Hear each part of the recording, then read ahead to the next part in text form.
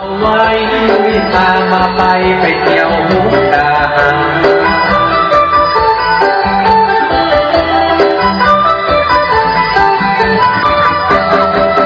หัวแก้วสูงเฉียดฟ้าหมูมาเธอแก่งกระเบาแปดเท่าชนพื้นเมืองแทนเรื่องมาทำบานกรองโบราณที่ลำเลือถิ่นกำเนิดลำพญา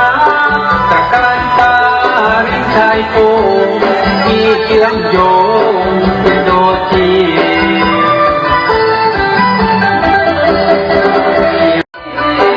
สองปากฝั่งไทยเราน้องที่สถานที่เที่ยวมากมีอาเอฟซีที่มุกดาไปโบละไปน้ำตายโบ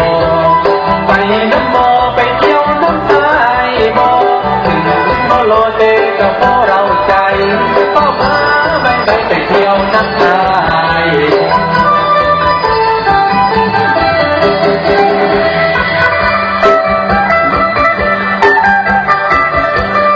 ขอเสียงดังๆกันเร็ว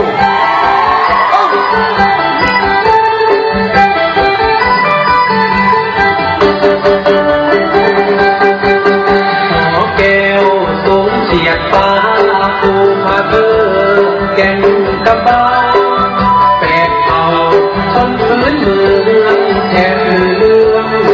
มาทำบานกรองโบราณที่ลำเลือที่กำเนิดลำพญา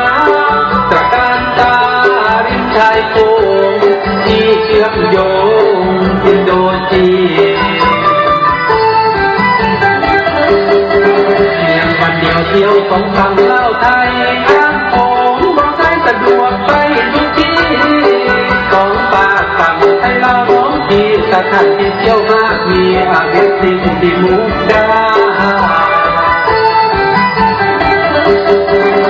ไปโบราณไปน้ำ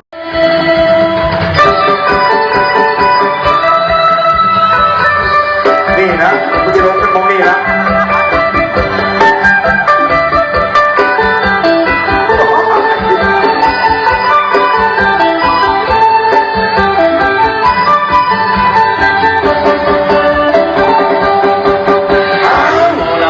น้ำตายบ่ไปน้ำบ่ไปเที่ยวน้ำตายบ่ถึงโมโลเลกับพวกเราใจเป้ามาไปเที่ยวน้ำตายกันตายอยู่กันตายโลกโลกเชื่อมโยงกันต้นฟังให้เรา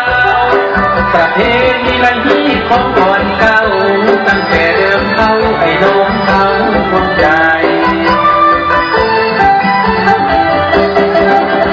มุกดาเชิญท่านเท้า ด้วยอายุตาเขา เมืองเรืองนาเมืองที่มีแปดชนเผ่าเมืองที่มีแต่คนน้ำใจงามและคงเกี่ยวกับมีแต่มองงามและคงเกี่ยวกับมีแต่มองงามมีวัฒนธรรมประเพณีหลากหลายมาเด้อ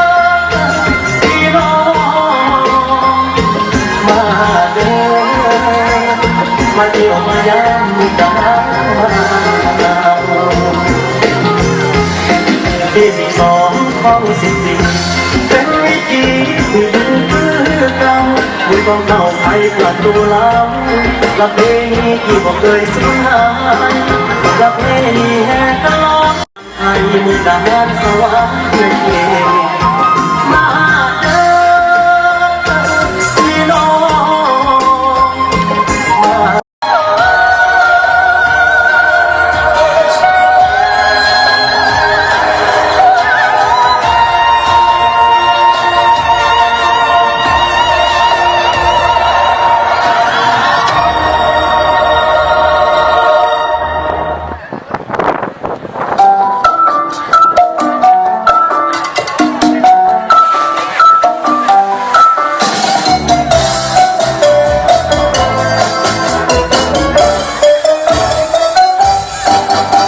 ฉันเป็นแค่